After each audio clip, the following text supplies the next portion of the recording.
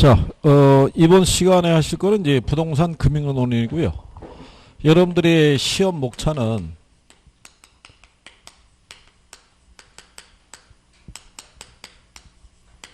이렇게 한 줄로만 명시가 되어 있어요. 금융하고 증권 이렇게. 그래서 금융에서 이제 평균적으로 두 문항에서 세 문항 사이, 증권에서 한 두 문항에서 세 문항 사이, 평균적으로 한 네다섯 문항 정도가 출제가 되고요. 계산 문제가 한두 개 정도 들어올 수가 있어요. 어디에서 나오냐면 금융 쪽에서. 그래서 그 내용에 대해서 이제 정리해 보시면 되겠죠. 우리가 이제 지난번에 얘기했지만요. 금융이라는 게 결국 자금 융통의 줄임말이죠. 금융이라는 게.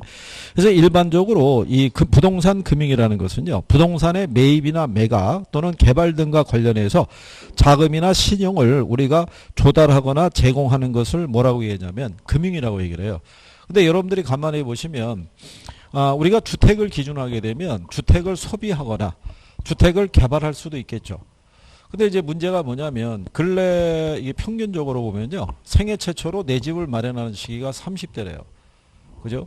근데 30대 정도면요. 사회에 진출해서 아직은 비축한 돈이나 소득이 많지 않은 시기예요. 그죠? 그럼 한 40대 정도, 한 10년 정도 지나면 소득이 더 많이 늘어날 수 있잖아요. 그죠? 그런데 주택은 지금 구입해야 되면 뭐가 발생하냐면 시간적인 갭이 발생해요.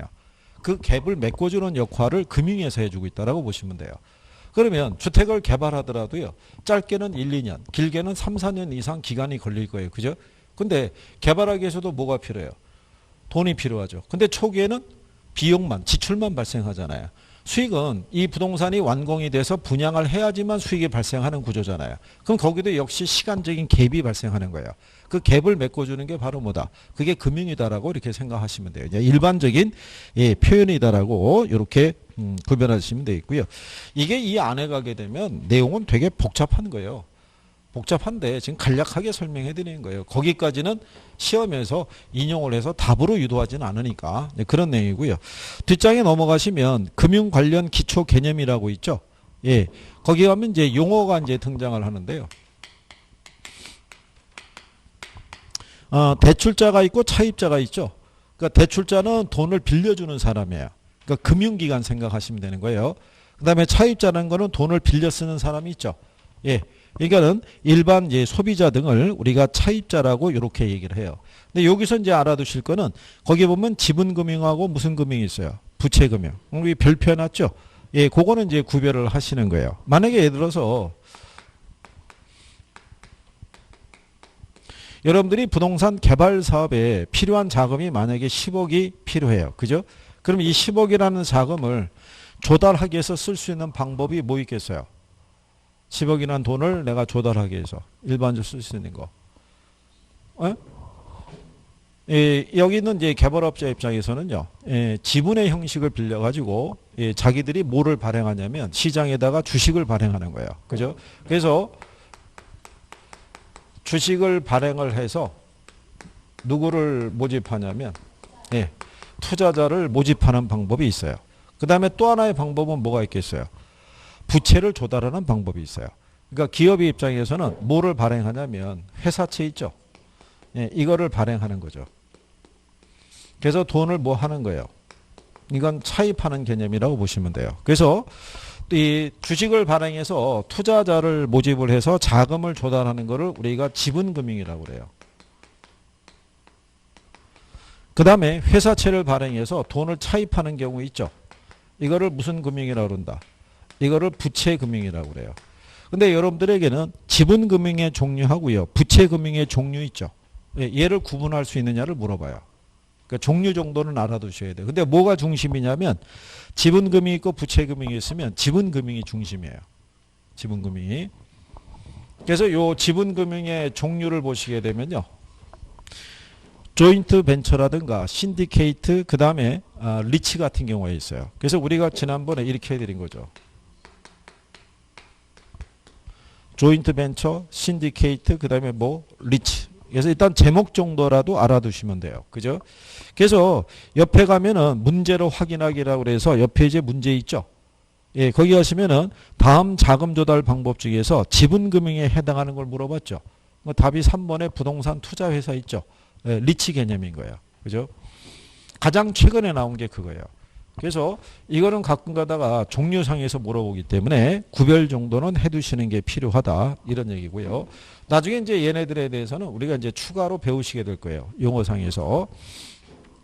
그리고 실상은 지난번에 조인트 벤처 이런 거는 설명을 해드렸어요. 프레트 이 금융 설명할 때. 표정이 해맑으신 거 보니까 전혀 기억이 없는 거예요. 그죠? 요즘은 뭐 이 신선함을 넘어서서 그냥 해맑게 이게 계시는 것 같더라고요. 그러니까 뭐 얘기하기도 선생님이 미안할 정도로. 그죠? 뭐 어떻게 뭐 혼내거나 뭐 이런 걸 하기가 전혀 어려운 경우죠. 이게 뭐 학창 시절 같아야. 그죠? 예. 예? 아, 이게 말이죠. 나중에 설명을 들으면 아, 그러면 그게 또 이해가, 아, 그랬었나? 뭐 이런 것도 있죠. 뭐 그런 게 있는 거죠. 그렇죠. 이게 그 조인트 벤처가 왜 지분금융이라고 그러잖아요. 여러분들이 왜 지난번에 프레이트 금융이라고 배우셨죠? 예? 그러니까 벌써 거기서 맥히잖아요. 그죠? 프레이트 금융 그런 게 있었어? 뭐 이런 거잖아요. 제목이 설명하는 거라고 그랬어요. 예를 들어서 걔도 알아두셔야 되는데 제목이 뭐예요?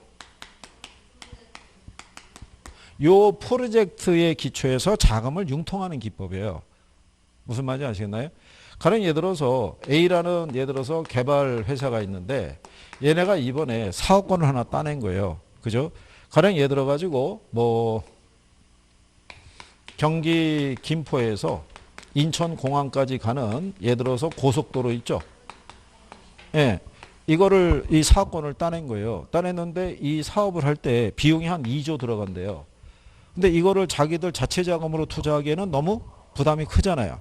그러니까 얘네가 이 사업을 추진하기 위해서 별도의 뭐를 프로젝트 회사를 설립하는 거예요. 이 사업만 추진하기 위해서. 그죠? 그러면 이 프로젝트 회사가 설립되고 난 다음에 이 자금을 조달해야 되잖아요. 근데 은행에서 돈을 빌리는 개념보다는 투자자를 유치하는 경우도 있어요. 근데 은행 입장에서는 여기다가 돈을 빌려주는 것보다는 차라리 자기네가 여기에 지분 참여 형식으로 투자 들어갈 수 있다고 그랬죠. 그게 조인트 벤처라고 그런 거예요. 그게. 그래서 조인트 벤처가 무슨 금융? 지분 금융의 일종이라고 얘기한 거예요. 돈을 빌려주는 게 아니라 은행에서 돈을 빌려주는 개념이 아니라 이 사업에 자기도 뭐로 투자자로서 참여하는 것을 얘기를 해요. 그런 걸 우리가 조인트 벤처라고 얘기하는 거예요. 그거를. 근데 대충 뭐 이런 식으로 설명을 해드렸던 것 같아요. 그죠? 예. 근데 우리의 기억이 없으면 우리는 우길 수 있는 거죠. 정당하게. 그죠? 난 안 배웠다. 이런 얘기죠. 그 다음에 이제 뒤로 넘어가시면 직접금융, 뭐 간접금융이 있고요. 그 밑에 가면 이자율이라고 있죠. 예, 우리가 이 투자에 대한 대가 있죠. 예, 돈을 빌려주거나 아니면은 돈을 예금했을 때 내가 현재 소비를 참고 내가 돈을 예치하거나 한 거 아니에요. 거기에 대한 대가로 주는 게 뭐예요? 그게 이자라고 이렇게 보시면 돼요. 그죠? 근데 그 이자율에 보면은 약정 이자율이 있고 시장 이자율이 있죠. 약정 이자율은요, 대출자하고 차입자 간에 대출 계약을 체결할 때 있죠. 예, 그때 약정한 이자율을 우리가 약정 이자율이라고 그래요. 그러니까 시장 이자율은요, 대출자라든가 차입자하고 무관하게 시장에서 결정되는 이자율을 얘기를 해요. 그죠? 그래서 우리가 CD금리, 국채금리 또는 조달금리 뭐 이런 것들 얘기를 하는데, 우리나라의 한국은행에서 보면요, 우리나라 이제 금융통화위원회라고 있어요. 금통위가 매달 세 번째 주 목요일 날 있죠. 예, 그게 한국은행에서 개최를 하죠. 거기서 이제 무슨 금리가 정해지겠어요? 거기서 이제 기준금리가 정해지죠. 예, 그래서 그런 내용으로 보시면 되겠고요. 그 다음에 이제 명목 이자율이 있고 뭐가 있다? 실질 이자율 뭐 이런 것들이 구성이 되어 있어요. 근데 나중에 그 금융기관의 입장에서 이자율을 정할 때 있죠. 이자율을 정할 때 보게 되면 실질 이자율에다가요, 기대 또는 예상 인플레이션율이 있죠. 여기에다가 위험 대가 있죠. 예, 이거를 반영해서 이자율을 정해요. 이걸 이제 우리가 명목 이자율이라고도 얘기를 하는데요. 실질 이자율하고 명목 이자율의 차이점은 인플레이션율을 반영했느냐 안 했느냐의 차이점이라고 보시면 돼요. 근데 은행에서 이자율을 정할 때 이 실질 이자율은 대부분 뭐가 많이 반영이 되어 있냐면 자금 조달 비용이 있죠. 예, 그 비용 등이 주로 여기에 포함되어 있다고 보시면 돼요. 은행에서 대출을 운영하기 위해서는 돈이 필요하죠. 그 돈 어디서 조달하겠어요? 은행에서. 그렇죠. 예금이나 적금 상품을 판매하는 거예요. 그죠? 예, 그러면 그 사람들이 그 이자를 보고 투자를 할 거 아니에요. 그러면 그 이자를 줘야 되잖아요. 그러니까 그것도 자금 조달 비용에 들어가고요. 그 다음에 은행은 주로 이 전산으로 관리하잖아요. 그러니까 전산 서버 유지 비용 발생하겠죠. 그 다음에 직원들에 대한 인건비 이런 거 발생할 거 아니에요. 그런 게 이제 여기에 들어가는 거예요. 그 다음에 주로 고정이자율로 대출할 때는요. 이거를 측정을 해야 돼요. 예상을. 인플레이션율이 있죠. 예, 이거를 반영하는데 인플레이션율을 정확하게 측정하는 게 쉽다 어렵다. 아, 어렵죠. 그렇잖아요. 그래서 일단은 한 1% 정했는데 예상보다도 이게 높을 수도 있잖아요. 그래서 일반적으로 고정금리로 대출해 줄 때가 변동금리로 대출해 줄 때보다는 초기 이자율이 좀 비싸요. 그 다음에 고정금리로 대출해 주게 되면은 대출자가 안게 되는 여러 가지 위험이 있어요. 그 위험에 대한 대가를 반영을 해줘야 돼요. 그죠? 시장에서 이자율이 변동하게 되면 금융기관의 수익성의 변화도 발생할 수 있어요, 없어요? 있죠. 그러니까 뭐 이런 거죠. 약정 이자율하고 무슨 이자율이 있을 때. 근데 만약에 시장 이자율이 높아지죠. 네, 그렇게 되면 대출자 입장에서는 손해죠. 보유하고 있는 채권의 가치가 떨어지니까. 그죠? 예, 그런 리스크를 그대로 떠안아야 되고. 그 다음에 반대의 경우가 발생할 수 있죠. 이게 높아지게 되면 차입자들이 조기 상환해요. 그죠? 그럼 조기 상환하면 어떤 리스크가 발생하냐면 내가 원래 5% 이자를 받고 빌려주기로 했는데 시장 이자율이 4%예요. 그럼 조기 상환 들어왔죠. 그럼 다시 이 돈을 운용할 때는 4%의 수익밖에 못 내는 거예요. 원래 5%의 수익이 나왔던 건데. 그러니까 이런 부분에 대한 것을 반영해서 뭐를 정한다. 이자를 정한다고 보시면 돼요. 예전에 지문 한 줄로 나온 거예요. 세부적인 것까지는 잘 언급하지는 않고요. 예, 거기 보면 우리나라의 주택금융 제도를 보시면요. 제도권 주택금융이 있고 비제도권 주택금융이라고 있죠. 우리나라 같은 경우는요. 제도권보다는 비제도권 금융이 좀 발달되어 있던 나라라고 보시면 돼요. 여러분이 알고 있는 전세라든가 선분양 뭐 이런 것도 있죠. 특히 전세 제도는 우리나라밖에 없어요. 전세도는 게. 그래서 그리고 이제 제도권 금융에서는 주택도시기금이 있죠. 예, 그런 정도는 이제 알아두시면 되죠. 뒤에 보시면은 주택도시기금이라고 해놨죠. 용어상에서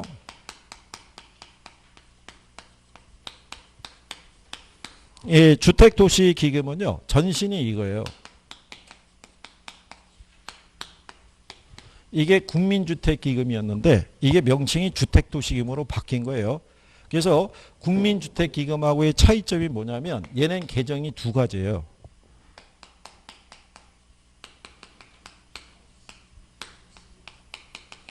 네, 이렇게 두 가지인 거예요. 그러면 여기 있는 요 주택계정이 있죠. 여러분들이 지난번에 정책에서 공공임대주택 정책이라고 배우셨죠. 그죠? 그 공공임대주택 있죠. 대부분 국민주택 규모의 주택이에요. 걔들을 건설하거나 공급을 할 때 이 기금을 쓰는 거예요. 그래서 주택도시기금에 지원을 해준다라고 생각하시면 돼요. 그러니까 얘네는 주택개정을 통해 가지고 만약에 네, 공공임대주택을 건설하거나 할 때 있죠. 필요한 자금을 지원해 주는데 이 주택은 대부분 국민주택 규모라고요. 그러니까 평형으로 보면은 25평 이하 있죠. 예. 그러니까 이 국민주택 규모를 초과하는 주택을 건설 공급할 때는 이 기금의 지원이 안 이루어져요. 여기서 문제가 두 번 나온 거예요. 두 번이 다 답이 그거였어요. 국민주택 규모를 초과하는 주택 있죠. 걔네를 건설 공급할 때도 이 기금의 지원이 이루어진다면 틀리는 거예요. 무슨 말인지 아시겠죠? 그리고 여기 있는 도시계정은요. 주로 어디다 쓰는 거냐면 도시재생사업이 있죠. 여기에다 이 기금을 지원해 준다라고 보시면 돼요. 그죠? 이 도시마다 보게 되면은 노후화되거나 낙후된 지역이 있어요, 없어요? 예, 그 지역의 상권을 살리거나 할 때 이 기금의 지원이 이루어지는 거예요. 이게. 그래서 지금은 주택도시기금은 원래 국장이 총괄하도록 돼 있어요. 근데 국장이 일일이 할 수가 없잖아요. 그래서 예전에 국민주택기금 했을 때는 시장에다가 수탁은행을 설정해 놓고 은행에서 관리하도록 했는데 이 주택도시기금은 주택도시보증공사라고 있어요. 거기서 이 기금을 관리하고 있다라고 보시면 돼요. 그죠? 그래서 이 기금의 관리는 여기서 해주는 거예요.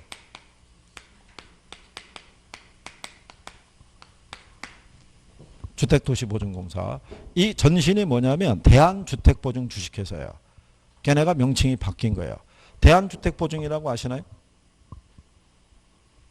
예전에 그 광고에도 나왔는데 우리나라에서 만약에 무슨 제도가 있어요. 자, 선분양을 하게 됐을 때 단점 중에 하나가 뭐였어요? 선분양에. 선분양의 단점 중에 하나. 얘가 부도가 나면 입주 지연 등에 대한 피해를 다 수분양자들이 떠안을 거 아니에요. 그래서 우리나라에서는 주택 공급에 관한 규칙에 의거해서 20호 이상의 주택을 건설할 때는 주택 분양 보증에 가입하도록 돼 있어요. 그죠? 그래서 얘네가 만약에 부도가 나면 여기 있는 대한주택보증주식회사에서 제3의 시공사를 선정해서 이 공사를 완공시켜주는 역할을 했다고요. 그거를 이제 얘네가 대행하고 있는 거예요. 업무를 그대로. 그러니까 주택도시보증공사가 그런 역할도 같이 수행하고 있다라고 보시면 돼요. 그래서 거기 보시면은 기금의 재원은 주택계정하고 무슨 계정이 있어요? 도시계정으로 되어 있고요. 옆에 제 가시면 이 기금의 용도라고 해놨죠. 용도를 보시면은 국민주택의 건설, 국민주택 규모 이하의 주택의 구입, 임차 또는 개량 이렇게 해놨죠.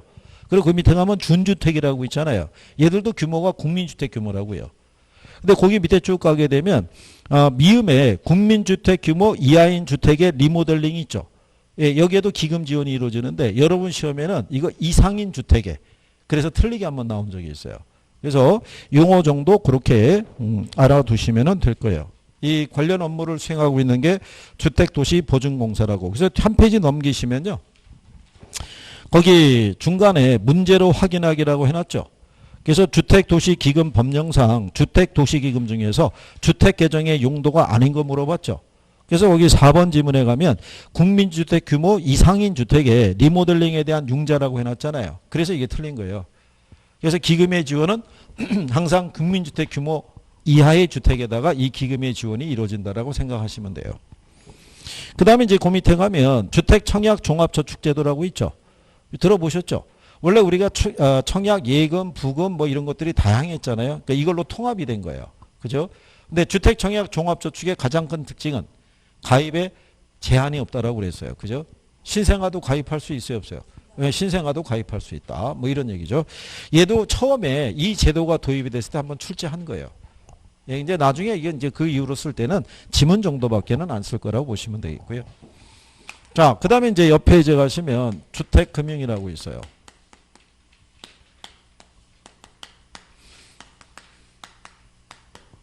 주택금융이라는 거는요, 결국은 이 주택을 뭐 하기 위해서 소비하거나 또는 공급하기 위해서 우리가 필요한 자금을 융통하는 것을 주택금융이라고 할 수가 있죠. 그래서 이 주택금융의 종류를 보게 되면요, 유형을 보게 되면 주택 무슨 금융이 있냐면 소비금융이 있죠. 그 다음에 주택 무슨 금융, 개발금융이 있죠. 그래서 이 주택 소비금융을요, 다른 말로 저당대부라고도 얘기를 하고요. 그러니까 말 그대로 부동산 담보대출 뭐 이런 성격이죠. 주택은 이제 그래서 이 소비금융은요, 얘는 기본적으로 장기 저리 요건이고요. 주택개발금융을 건축대부라고도 얘기를 해요. 얘는 상대적으로 기간이 짧고요. 이율이 좀 높은 게 대부분이에요. 근데 여기 있는 주택소비금융은요, 대출을 일시불로 해줘요. 일시불로 해주고 상환은 분할 상환하는 게 대부분이고요. 여기 있는 주택개발금융은요, 이건 분할해서 융자해주고요. 대신에 상환은 일시불로 하도록. 그죠? 지난번에 얘기했지만 개발금융에 대한 것을요, 이게 분할해서 융자를 해준다는 얘기는 이게 이제 공정별로 해준다는 얘기죠. 그죠? 분할해서 뭘 해준다는 얘기예요. 융자. 왜냐하면 이 주택을 개발할 때 필요한 자금이 50억이에요. 그죠? 이거를 초기에 50억을 대출을 해주잖아요. 그러면은 이 개발업자 입장에서는 부채 비율이 급격히 높아지겠죠. 빌렸으니까. 근데 문제는 지금 빌려가지고 얘 완성시키려고 그러면 한 3, 4년 걸려요. 그러면 3, 4년 기간 동안에 50억에 대한 이자를 계속 부담해야 되잖아요. 무슨 말인지 아시겠나요? 그러다가 얘가 만약에 부도날 수도 있죠. 그 은행 입장에서는 채권 회수가 어려워질 수도 있다고요. 그러니까는 공정별로 분할해서 융자를 해준다라고 생각하시면 되는 거예요. 무슨 말인지 아시겠죠? 네, 그런 내용이에요. 그 다음에 이제 뒤로 넘어가시면요, 주택금융의 기능이라고 해놨죠. 근데 그 기능에 대해서는 기능의 역할인데요. 우리가 지난번에 얘기했지만요, 가령 예를 들어서 융자금 5억, 이자율 연 1%, 기간 30년. 생애 최초로 내 집을 마련하는 사람에게 이렇게 해서 융자를 해줄 수 있다면 주택 거래가 활성화될 수 있어요, 없어요? 있죠. 자가주택의 공급도 늘어나겠죠. 주거의 안정도 꾀할 수가 있겠죠. 그죠? 그 다음에 저축도 유도할 수 있어요. 무슨 얘기냐면 이 조건으로 대출 받으려고 그러면 청약 종합저축에 가입해야 된다는 거예요. 그러니까 저축을 유도할 수 있고, 그래서 저축이 유도된 돈으로 기금으로도 활용할 수 있어요, 없어요? 이걸로 경기도 조절할 수 있죠. 너무 경기가 과열되다 싶으면 2020년도에 이 판매되는 금액을 줄이는 거죠. 그죠? 경기가 침체되어 있으면 늘려도 되는 거고. 그게 간단한 거예요. 그래서 주택금융의 역할이 큰 거예요. 부동산 시장에서는 부동산이 고가품이기 때문에요. 어느 정도는 이게 차입을 동반하지 않으면 주택을 구입하기가 쉽지가 않아요. 그래서 우리나라는 평균적으로 주택 기준에서 한 40% 정도의 수준이 융자가 들어가 있는 걸로 조사가 돼 있어요. 평균적으로. 그러니까 1억짜리면 한 4천만 원 정도는 뭐를 받아서 융자를 받아서 집을 사는 경우가 대부분이다. 그래서 대부분의 주택을 보면은 뭐가 들어가 있는 경우가 많아요. 예, 융자 들어가 있는 경우가 많은 거예요. 그죠? 그래서 우리나라가 뭐가 좀 위험하냐면 융자 비율이 높아지는 상태에서 만약에 부동산 가치가 떨어지잖아요. 예, 그러면 난리 나는 거예요. 거기 예전에 IMF 터졌을 때 강남을 제외한 나머지 지역의 평균적인 주택 가격이 한 30%씩 떨어졌어요. 그때. 그래서 그때 집주인들이 고생을 한 게 뭐냐면 세입자들이 전세금 빼달라는 거죠. 주택 가치가 떨어졌으니까. 그렇지 않겠어요? 통상 뭐 5억짜리 주택이면 60%니까 3억에 뭐가 있는 거예요. 전세 살고 있는데 30% 떨어지면은, 그죠? 예, 그럼 5, 3, 1억 5천, 4억 5천, 3억 5천 정도로 떨어지는 거예요. 그죠? 그러면 3억 5천짜리 집에 3억에 전세 들을 사람이 어디 있겠어요? 당연히 빼달라고 그러죠. 근데 이거 빼주면은 남는 게 없잖아요.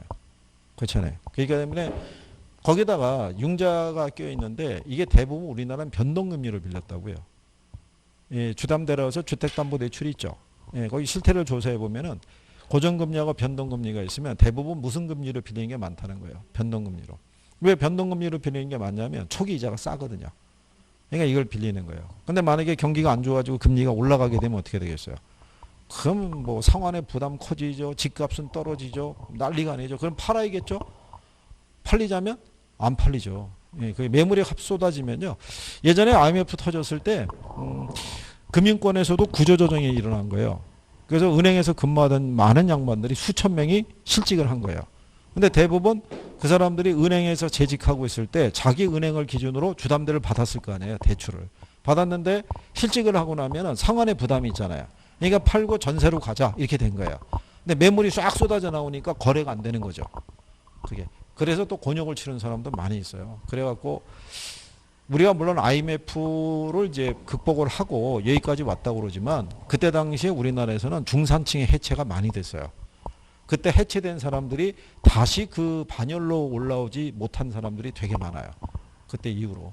그래서 그런 국가 경제의 위기를 초래하는 상황이 또 발생하면 어렵다는 얘기죠. 그래서 우리나라 그 기준에 썼을 때, 아이고. 근데 지금도 그때 경험이 있어서 외환 보유액이나 이런 것들도 많이 비축은 해놨는데, 근데 아마 비슷한 경우가 발생하더라도 우리나라는 저축률이나 이런 게 그렇게 높은 편은 아니에요.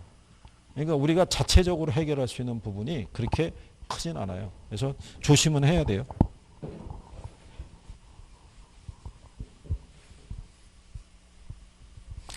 자, 그 다음에 이제 그 밑에 가면요. 주택금융에 관련된 위험이라고 있죠.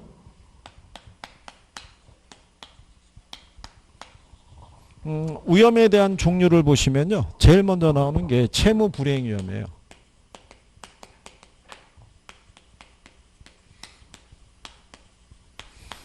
요거는 이제 뭐가 이루어지고 난 다음에요. 예, 대출이 이루어지고 난 다음에 차입자의 소득이 감소하거나 아니면은 이 주택 가치 있죠. 얘가 융자 잔액에 미치지 못했을 때, 예, 이때 발생하는 게 채무 불이행 위험이에요. 그러니까 차입자의 소득이 줄어든다는 얘기는 돈 빌려 쓴 사람이 실직하거나 그럴 수 있잖아요. 사업이 부도나거나 이랬을 때 상환이 어려워질 때. 그 다음에 부동산 가치가 하락해서 융자 잔액에도 미치지 못할 때. 그러면 이거 처분해서도 안 되잖아요. 그래서 여기에 대처하기 위해서 총부채 상환 비율이 있죠. 이거 적용하는 거예요. 그래서 연소득 대비 40% 이상은 대출 못 해준다. 뭐 이런 식이에요. 융자금의 규모가.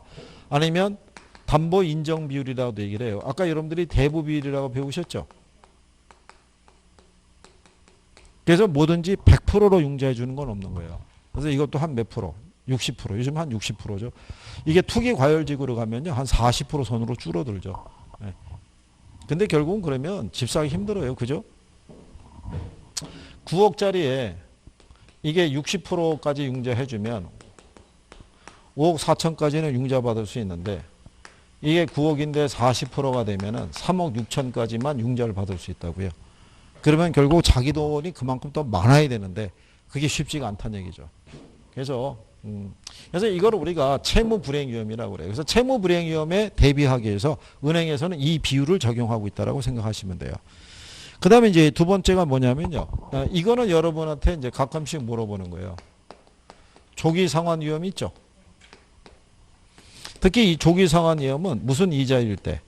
예, 고정 이자일 때 큰 거예요. 그래서 조기 상환 위험은 약정 이자율이 있고요. 그 다음에 무슨 이자율이 있으면, 예, 시장 이자율이 있으면, 무슨 이자율이 높을 때, 예, 약정 이자율이 시장 이자율보다 높을 때, 그죠? 이게 시험에는 문맥을 바꿔서 주는 거예요. 시장 이자율이 높은 시기 있죠. 예, 시장율이 상승하는 시기에는 차입자의 조기 상환 위험에 대처해야 된다 그러면 틀리는 거예요. 시장 이자율이 상승할 때는 조기 상환이 발생하지 않죠. 그렇잖아요. 근데 반대로 약정 이자율이 높아지면 뭐가? 조기 상환이 발생할 수 있는 거예요. 그죠? 그래서 이제 그런 걸 얘기할 수 있고요. 그 다음에 유동성 위험이라고 구성이 되어 있어요. 그죠? 용어적인 부분에서 알아두시면은 예, 우리가 이제 여기 그 은행 같은 금융기관이 있고요. 여기 보면은 은행들은 불특정 다수의 고객들로부터 뭐를 받아서 예, 예금을 받아서 불특정 고객에게 대출을 해줘요. 그렇잖아요. 근데 고객이 맡긴 예금은 대부분 단기 자금이에요. 근데 대출은 장기로 이루어지잖아요. 그럼 뭐가 일치하지 않아요. 기간이. 그렇죠? 고객이 은행에 맡긴 예금은요. 은행 입장에서 보면 부채예요. 빚이라고요. 찾으러 오면 언제든지 줘야 돼요. 근데 가지고 있는 자금을 다 장기로 운영하게 되면 유동성 문제가 걸리죠. 그죠? 그래서 이 우리나라에서는 이 주택금융공사에서 보금자리론 있죠. 예, 이 상품이 도입되기 전에는 우리나라에서의 주택 관련 대출은 다 단기밖에 없었어요. 보금자리론이라고 이게 상품이 도입이 되면서 장기 대출 시대가 열렸다라고 보시면 돼요. 예전에 그러니까 우리나라의 금융제도는요. IMF 이전과 이후로 나눠지는 거예요. 선진 금융기법들은 다 IMF 이후에 들어온 거예요. IMF 이전에 대출이 있죠. 다 무슨 대출밖에 없었냐면 3년 만기 상환 대출이 있죠. 그러니까 3년 기간 동안에 이자만 내는 거예요. 만기 원금 일시불로 상환하고. 그게 2번 연장이 가능해요. 그래서 그 당시에 중개사분들이 그걸 가지고 장기 대출이라고 포장해서 소개한 거예요. 근데 기간 연장은 중개사가 해주는 게 아니라 은행에서 해주는 거잖아요. 무슨 말인지 아시겠나요? 예, 그래서 그때 당시에 장기로 운영한 게 뭐밖에 없었냐면 조그맣게 국민주택기금이 있죠. 예, 거기에서 대출은 10년까지 가능했어요. 근데 국민주택기금으로 대출 받으려고 그러면 그때 당시에 부부 합산 연소득이 3천만 원 미만인 사람만 대출 받을 수 있었어요. 그러니까는 그 조건에 충족되는 사람이 아니고서는 저 기금에 의한 대출은 어렵다고 봐야 되죠. 그래서 우리나라는 단기 상품밖에 없다가 그래서 이제 주택금융공사가 2004년에 설립한 거예요. 2004년에. 예, 2004년에 3월에 설립하고 이때 바로 출제했었어요. 주택금융공사에 대해서. 그래서 이때부터 장기 주택자금 대출 시대가 열린 거예요. 보금자리론 아시죠? 걔네 대출기간 최저가 짧은 게 몇 년이에요? 10년이라고요. 10년 이상의 장기 주택자 담보대출 상품이 그때부터 이제 취급이 된 거예요. 그런데 문제는 보금자리론 대출을 받을 수 있는 사람은 중산층 이상만 가능해요. 평균적으로 한 3억 융자 받는다 그러면요. 3억에서 우리나라에서 20년짜리를 제일 많이 쓴대요. 그러면 30억 3억 빌려서 20년 원리금 균등분할 상환하면은 한 달에 갚아야 될 거면 130, 40만 원씩 돼요. 그러면은 우리 도시근로자의 월 소득을 기준해 보세요. 한 3, 400 된다고 그랬을 때 거기서 100한 몇십만 원 빼야 된다는 얘기는 결국은 20년 동안 130만 원짜리 월세 사는 거예요. 그러면 그걸 이길 수가 없다고요. 그렇잖아요. 그래서 돈이 있는 사람만 결국 그거를 또 소비할 수 있는 거예요. 그러니까 그게 조금 더 대중화되려고 그러면 정부가 지원을 해줘야 돼요. 이자에 대한 부담을 낮춰주거나. 그래서 상환 부담이 줄어들면서 저소득층도 그 주택을 자금을 빌려서 집을 살 수 있겠죠. 근데 현실적으로 그게 어려우니까 정부는 공공임대주택을 공급을 하는 거예요. 그래서 여러분들이 보시면 행복주택 아시죠? 예, 그러면 사회초년생들이 무슨 돈이 있겠어요? 그렇잖아요? 걔네가 보금자리론 대출 받아서 집 산다는 게 쉽지 않잖아요. 그러니까는 걔네들에게 행복주택 공급하는 거예요. 그걸 공급해서 싸게, 그죠? 예. 제도의 취지나 뭐 이런 것들은. 그래서 나중에 중개사분들은 뭐를 잘 알아야 돼요. 금융에 대해서는 정리해야 돼요. 합격하시고 난 다음에 금융 세무 쪽 있죠? 이쪽은 꾸준하게 자기 개발을 해줘야 돼요. 지금같이 대출 규제가 막혀 있을 때 자금 조달에 대한 어떤 팁을 알려줄 수 있으면 거래가 조금 더 늘어날 수도 있겠죠. 그렇잖아요. 그러니까 그거는 공부 열심히 해야죠. 그죠? 근데 공부 잘 안 하죠. 이것도 간신히 하고 있는데 뭐 합격한 다음에 누가 그걸 또 하겠어요. 그죠? 대부분 그냥 넘어가는 부분이죠. 자, 그 다음에 그 법적인 위험이라고 있죠. 예, 그게 이제 이런 거죠. 대출 실행 이후에 발생하는 주택 대출에 대한 과세라든가 아니면은 대출 규제 이런 것들이 일어날 수 있어요, 없어요? 일어날 수 있는 거예요. 요즘은 예전엔 건드리지 않았는데 전세 살고 있는 사람이 있죠. 그 사람이 자기 소유의 주택이 9억 원을 넘어서는 주택이 있으면 전세 추가적으로 기간 연장이 안 되는 거예요. 그게. 예, 그래서 이제 그런 규제가 더 강화되고 있는 거예요. 자기가 살고 있는 집은 세를 주고 자기가 그 보증금 받아서 일부를 보증금 넣고 전세 살고 있을 수 있잖아요. 그러면 전세 대출을 낄 수도 있죠. 그러면 그 기간 연장이 들어가야 되는데 이 사람의 소유 관계를 봤을 때 9억 이상의 고가 주택을 소유한 사람에 대해서는 기간 연장 안 해준다고요. 그럼 결국은 자기 집에 다시 들어가서 살든가, 그죠? 예. 그런 문제가 많이 있다는 얘기죠. 이번에 정부가 이 세금원 추적할 때 그런 게 많이 걸린 거예요. 초등학교 1학년짜리가 뭐 상가 2채를 거래했다든가 뭐 이런 것도 있죠. 예, 그 다음에 20대인가 30대 초반이 뭐 9억 이상의 고가 10억짜리인가 주택을 샀는데 알고 보니까 전세를 끼고 산 거예요. 알고 봤더니 전세입자가 부모더라고요. 이게 그런 식으로 편법으로 동원하는 경우가 무지하게 많은 거예요. 근데 그런 거를 누가 다 알려줬겠어요? 중개업자들이 알려주는 거예요. 그거를. 그렇게 하면 된다라고. 그러니까 이게 참 묘한 게 뭐냐면 이런 이제 거래를 규제하기 위해서 법이 만들어지면 법의 맹점을 또 파헤치는 사람들이 있는 거예요. 그게 또 일이죠. 그 사람의. 그래서 그런 조언을 잘해줘야 된다는 얘기죠. 자, 거기 보시면 주택금융의 금리 방식하고 상환 방식이라고 있죠. 이건 별표하시는 거예요.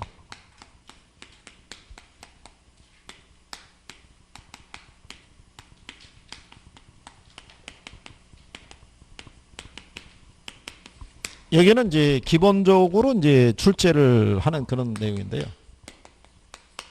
우리가 이제 대출을 받을 때 이자에 대한 부분을 이제 정해야 되겠죠. 고정이자율로 대출 받을 것인지 변동이자율로 대출을 받을 것인지. 예, 그랬을 때 고정이자율로 대출을 받는다는 것은요. 약정 기간으로서부터 그죠? 예, 만기가 도래할 때까지 이자율이 동일하게 적용하는 개념이죠.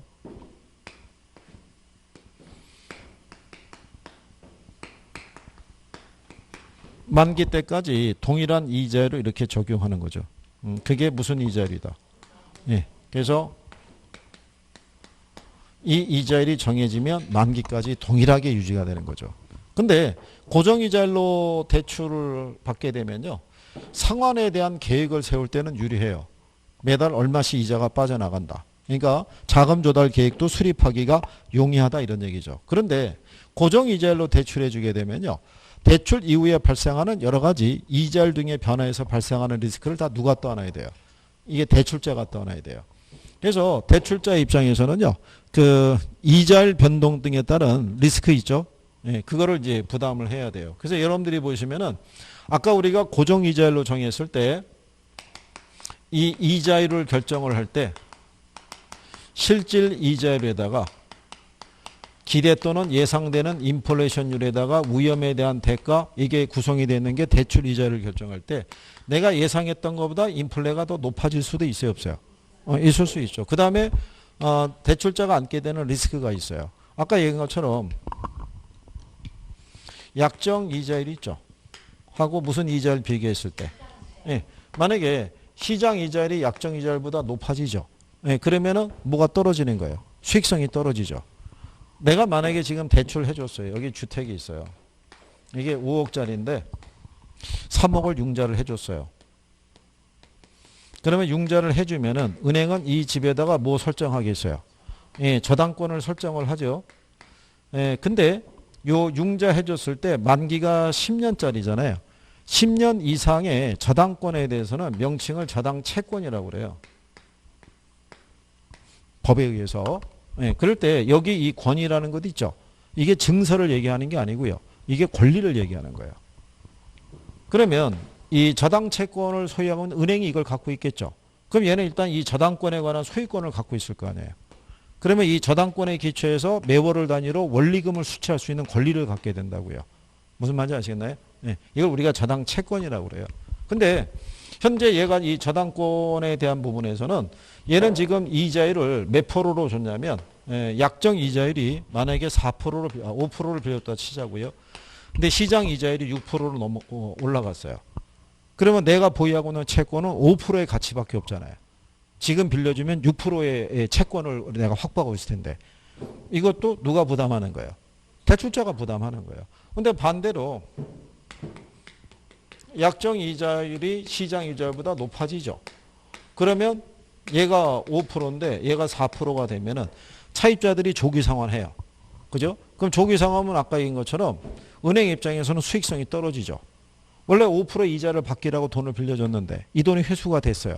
다시 이 돈을 대출하면 4% 이상을 못 받는 거예요. 그러니까 수익성이 떨어지겠죠. 이 리스크를 다 누가 떠안는다? 네, 대출자가 떠안는 거예요. 그래서 변동금리보다는 초기 이자율이 비싼 거예요. 이게. 근데 상대적으로 무슨 이자율로 대출하면요. 얘는 사전에 약정한 바에 따라서요. 일정한 기간마다 뭐를 조정할 수 있어요? 금리를. 그래서 얘는 요 조정에 따른 뭐가 중요하냐면 주기가 중요해요. 그래서 조정 주기가 짧으면 짧을수록 이자율 변동에 따른 리스크를 누구에게? 차입자에게 전가할 수 있는 거예요. 그래서 변동 이자율로 빌려줄 때는 대출자 입장에서는 이자율을 조정하는 뭐가 중요하다는 거예요. 조정 주기가. 그래서 이 주기가 짧으면 짧을수록 유리한 거예요. 이자율 변동에 따른 리스크를 누구에게? 차입자에게 전가할 수 있다. 이런 얘기인 거예요. 그리고 변동 이자율 하에서는요. 대출 이자율을 결정할 때 이게 기준금리 있죠. 와 가산금리의 합으로 되어 있어요. 그래서 일정한 기간마다 얘를 조정하는 거예요. 뭐를? 기준금리를. 가산금리는 대출이 실행일 때 한번 정해주면요. 만기 때까지 그대로 가요. 근데 이 가산금리는 은행마다 틀리고 지점마다 틀려요. 이게 지점장 재량에 의해서 가산금리도 우대금리 쓸 수 있고, 그죠? 예, 그래서 이거는 그래서 우리가 알기는 어려워요. 내막을 우리가 어떻게 알겠어요. 그죠? 예, 그래서 얘를 주로 쓰는데 얘를 쓰는 게 이제 뭐 쓰냐면 CD 유통 수익률 있죠. 그 다음에 코픽스라는 걸 써요. 코픽스라는 거는 자금 조달 비용 지수를 얘기를 해요. 우리가 지난번에 설명해 드렸지만 여기 CD 있죠. CD가 이거 얘기해요. 양도성 예금증서에 나타나는데 여기 보면 예금증서 있죠. 예금증서가 통장이에요. 통장. 근데 이 통장을 뭐가 가능하냐면 양도가 가능하다는 얘기예요. 여러분들이 통장 갖고 계시죠. 그 통장은 제3 타인에게 양도할 수 있어요, 없어요? 양도 못하죠. 그래서 왜 명의를 빌려준 사람도 처벌받잖아요. 소위 한 대로 왜 그 무슨 그 대포 통장 뭐 이런 것 있잖아요. 근데 얘네가 왜 이 양도가 가능하냐면 이게 무기명이라고요. 무기명이니까 이름이 안 적혀 있다고요. 여러분이 갖고 있는 통장은 다 기명식이라고요. 여러분 이름이 들어가 있잖아요. 그러니까 여기는 최종적으로 이 통장을 소지한 사람에게 은행에서 돈을 주는 거예요. 그래서 이게 예전에 뇌물주던 수단으로 많이 쓰인 거예요. 이게 불법 증여를 하거나 뭐가 명시가 안 돼 있으니까. 그렇죠. 이름이 없으니까. 근데 은행에서 단기적으로 자금이 부족할 때 주로 이 CD를 발행해서 자금을 조달했는데 이게 전체 자금 조달 중에 비중이 그렇게 크지 않았던 거예요. 근데 얘를 가지고 기준금리를 쓰기에는 좀 무리가 있다고 보고 그래서 그 대안적인 수단으로 등장한 게 이거예요. 코픽스. 여기 보면 자금 조달 비용 지수라고 해놨죠. 그러면 시중은행도 아까 얘기한 것처럼 자금을 조달하려고 하면 비용이 발생하잖아요. 뭐 예금에 따른 이자 줘야 되고 적금에 따른 이자 주고 이래야 될 거 아니에요. 그 자료를 취합해서 은행연합회에다 제출하면은 은행연합회에서는 시중 9개 은행으로부터 이 자료를 받아요. 그래서 그거를 조사해서 매달 15일 날 이걸 발표하는 거예요. 코픽스를. 그래서 뭐 신규가 있고 잔액 뭐 기준에서 이렇게 하는 게 있는데 뭐 거기까지는 큰 의미는 없고요. 얘네가 무슨 금리를 쓰고 있다. 예, 기준금리를 쓰고 있다. 예. 그래서 이제 예, 거기 332페이지에 보시면 거기서 변동이자를 가게 되면 변동금리는 지표금리 플러스 가산금리로 해놨죠. 그 지표금리라는 게 이제 기준금리예요. 그래서 그 밑에 가면 동그라미 3번 있죠. 예, 거기 보시면 일반적으로 일정 기간마다 금리가 조정되는 이 방식을 주로 사용할 때 다른 조건이 동일할 때 변동금리 주택담보대출의 조정 주기가 짧을수록 금융기관은 금리 변동 위험을 누구에게? 차입자에게 전가시킨다 이런 얘기인 거예요. 이해하시겠나요? 예, 그래서 일반적으로 그렇다. 그래서 옆에 이제 가시면 양도성 예금 증서하고요. 그 다음에 코픽스 이렇게 나와 있잖아요. 그죠? 예, 그래서 내용 정도 이렇게 보시면 되겠고요. 그리고 가끔 가다가 그 선생들이 모의고사 낼 때 보면요. 금리가 상승기에는 CD로 대출받는 거, 그 다음에 코픽스로 대출받는 게 어떤 게 유리하다, 불리하다 뭐 이런 게 있는데 그렇게는 실전에서 나오기 어려워요. 이게 시장 상황에 따라 틀린 거죠. 통상 여기 CD가 91일물이 많아요. 91일물이라는 얘기는 3개월이라는 얘기예요. 그러니까 91일이라는 얘기는 3개월이 90일이잖아요. 90일이 경관 2길 있죠. 그 다음 날부터 금리를 조정한다 이런 얘기고 여기 있는 이 코픽스는 주로 6개월 또는 12개월짜리가 많다고요. 그러면 얘는 조정 주기가 얘가 길잖아요. 얘는 짧고 그러면 금리가 상승기에는 얘로 대출해 주는 게 은행은 유리하겠죠. 그렇잖아요. 근데 금리 하락기에는 얘로 대출해 주는 게 유리할 거 아니에요. 거기까지는 안 물어본다고요. 지금 이거 구별하는 것도 힘들어 죽겠는데. 그죠? 심지어는 뭐를 조정하는지도 몰라갖고 예 이것 때문에도 착각이 발생하는 판에 금리 상승기에는 뭐가 유리하고 금리 하락기에는 뭐가 유리하다 그러면 학생들이 쓰러지죠. 듣다가. 그러니까 거기까지는 그렇게 나온다 안 나온다 안 나온다 이런 얘기죠. 일단 고정금리하고 무슨 금리? 변동금리. 여기서 비교할 때 자 대출 조건이 같을 때 초기 이자율은 어느 게 높다는 거예요. 예, 그거 알아두시면 되고 그 다음에 고정금리에서는 어느 때 조기 상한이 들어오냐는 것 있죠. 예, 뭐가 약정이자율과 시장이자율 비교하면 뭐가 높을 때 약정이자율이 높으면 조기 상한 들어오는 거예요. 그 다음에 얘는 기준금리하고 뭐로 가산금리 되는데 일정한 기간마다 뭐로 조정한다. 얘를. 그러니까 얘는 조정 주기가 중요한 거예요. 그러니까 조정 주기가 길수록 짧을수록 이자율 변동에 따른 리스크를 누구에게 차입자에게 전가시켜 줄 수 있다라고 얘기하는 거예요. 그죠? 그렇게 해서 용어를 늘려가면 되는 거예요. 무슨 내용이다. 그죠? 예, 그 다음에 옆 페이지에 보시면 333페이지에 거기 보면 주택금융의 원리금 상환 방식에 대한 구별이라고 있죠. 예, 요거는 별표 3개 하는 거예요. 이게.